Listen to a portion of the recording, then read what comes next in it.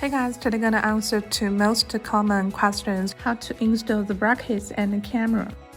Firstly, gently fix one of the screws. Next step is pretty important, need to find the proper place to fix the other screws.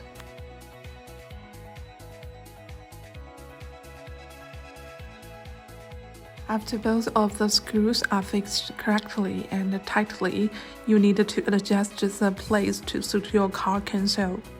The installation ways of the brackets are different in different cars.